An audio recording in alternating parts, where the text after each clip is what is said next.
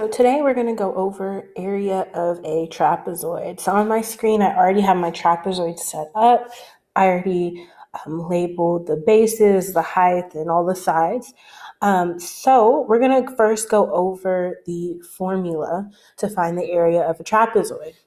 So the formula is A is equal to 1/2 times base 1 plus base 2 times height.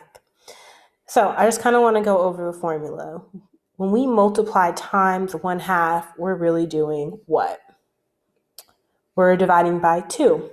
So base 1, we can do any of the bases. So a trapezoid has 2 bases.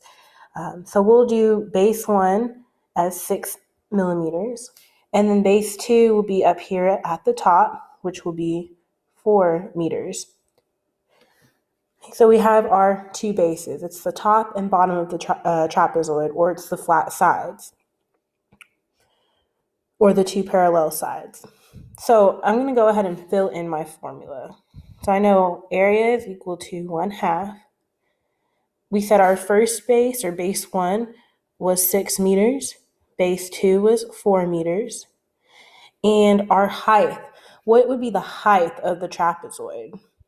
So remember, the height of the trapezoid is always from base to base, anytime you're working with height.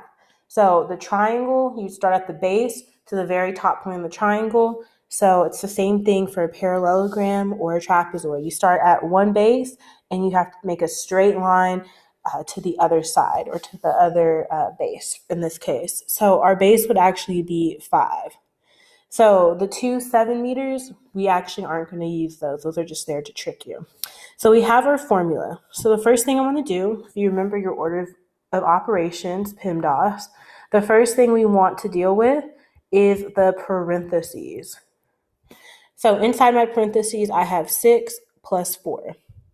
So I'm going to go ahead and rewrite my equation, or my formula, and I'm going to solve 6 plus 4. I'm going to keep that in parentheses. Okay, so now I'm left with 1/2 times 10 times 5, okay? So if we multiply 1/2 times 10, remember that's the same thing as dividing by 2.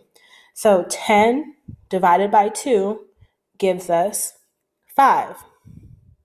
So now I'm left with area is equal to 5 times 5. Remember, our dot means 5.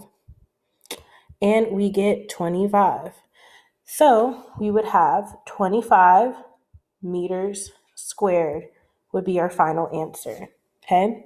So remember, you want to write down your formula. You want to fill in your formula. So we have a base here, and we have a base here, okay? It doesn't matter which one is base 1 and base 2. As long as you just have both of those numbers, you'll still get the same exact answer. Remember, your height, that is your dotted line, okay?